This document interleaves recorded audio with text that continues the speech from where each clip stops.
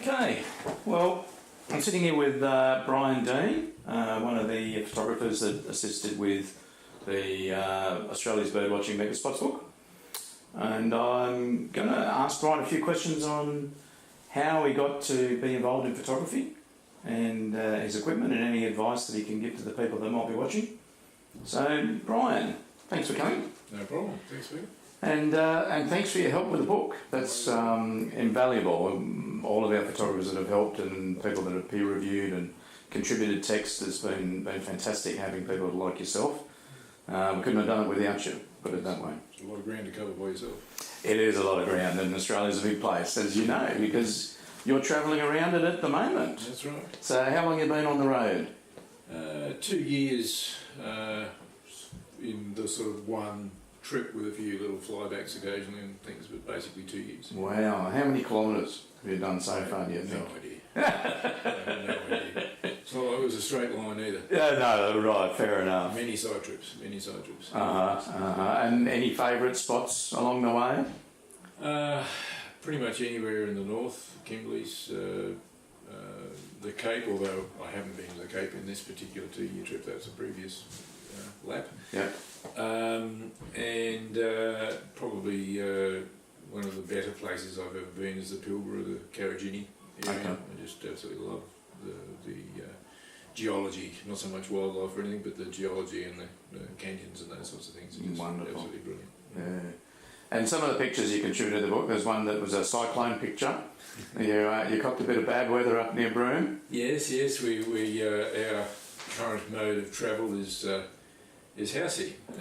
We really do very little travelling in our own vehicle, if you like. We just travel between house sits now for the last 12 months of the 2 years, and we're finding that very useful. We get to stay in one place longer and get that extra week to wait for the best sunset or the best bird or whatever it might be that we see. Yeah. And of course it doesn't cost as much, which is also very handy when you're unemployed. Yes, yeah, fair enough, yes. Retired is what they call it, isn't it? Oh, well, that's, yeah. Ends up being broke nonetheless. And photography, we were chatting beforehand, and you're not really a massive wildlife photographer, more of I'm more of a photograph anything I can get my lens on, and that generated the interest in birds in the process of taking photos of them. What is that bird? And I Google away and gradually work my knowledge up. Yep. So I'm by no means a bird watcher. I'm a bird photographer. As much as I'm a landscape photographer or any other sort of photographer, I don't really get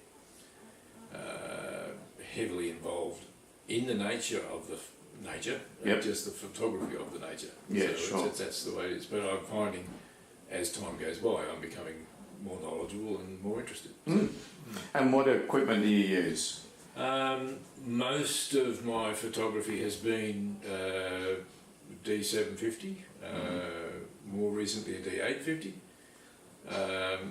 That's probably the majority of my photography so far, and I've now just gone to a Nikon D500 just to give it a go, and I'm finding it good fun for the bit more rich and bird life type photography. Yep, and you've got some stunning pictures. So, what lens have you been using with the Nikons? I guess the better ones that I've taken have been with Tamron, the later 150-300 G2, the latest version of that. That's been a very good lens.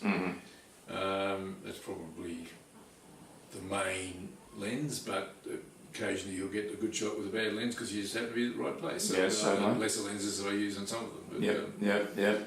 But, But probably if I'm doing bird photography, then I'm straight to the 150-600. Okay. And I know you sort of missed out on most of the hot spots or mega spots that we put in the book because you didn't actually get your book until you... No, I've always finished, Yeah, that's right. So I can't ask you, but of you've had a chance to look through the book. Had you been to any of the places that were in the book that you can remember? Probably not that many of them. In a general sense, yes. In terms of we've been, Kimberley's and Broome and a lot of places up north we've been to since I've sort of really got interested in photography, but I really haven't done much down south or east. Basically, I'm coming back around this lap again now with a different different motivation and attitude towards my photography. So I'll be doing a lot different photographs than I did in previous trips. So terrific. I'll get involved in something else the next lap, and we'll keep going. Yeah. Well, that's right. Keep going. There's still lots to see. And one thing I find when I'm travelling is storage. I mean, obviously you run out. There's lots of photos, lots of file sizes. How do you you're on the road? How do you chop and change, or do you just keep buying new hard drives to back up? Well, I do have a few hard drives. Every probably 6 months or so, I tend to have some contact with the sons, and I might leave a hard drive behind just as a sort of extra backup. But mostly, I keep a few hard drives, big portable hard drives, 5 gig hard drives, and dedicate those hard drives to just photos rather than just every other thing. Sure. So I tend to have a few.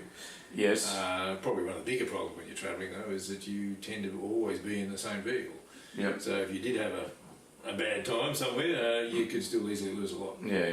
Exactly. And you can't really use clouds because you're only on Telstra or whatever, and the data costs would be horrendous. Would be, that's right. Sometimes I've been able to back up when I'm at a house sit because somebody will have decent Wi-Fi and you can make use of that unlimited data and sort of send a copy home basically to the lab. It is a worry that I tend to have some things in the car, some things in the van, so there's a bit of split there. If I happen to write one off without the other, I've still got something. But it does frighten me that I'd lose all those images. A lot are up on Flickr and Facebook and those sort of things. Lower quality, but at least you wouldn't lose the memory or But certainly none of the reduced file size would be any use if you wanted to sell it years later or something. You need it full size. Interesting. And just to sort of wrap up, what advice, you've been on the road for a long time, you've been travelling around, what advice could you give to someone who's keen to come and visit Australia and maybe go to some of the remote places and travel around? What sort of advice could you give people to stay safe and get the best out of their trip? Try and travel with the season, although I'm very guilty of not doing it. Try not to be in the wet season in the wet and the dry season, the dry areas in the dry. Trying to travel with the best weather. And don't overdo it with gear. You just can't carry too specialised gear. You've got to be a little bit more generic.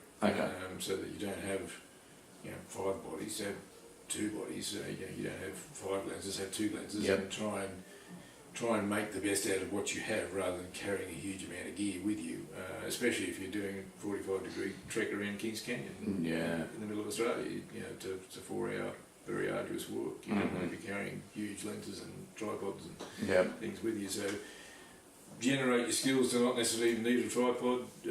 Try and keep your weights down and keep plenty of water up. All the sort of things you need to do in Australia because it's a pretty harsh place. Definitely, I totally agree. Well, thank you very much for spending some time with us, and really appreciate you coming in and having a chat. No worries at all. I was very pleased to see my images in your book, so it all works out well. Thanks, Brian. All good. Did you press record? Start over again. What did I say last time?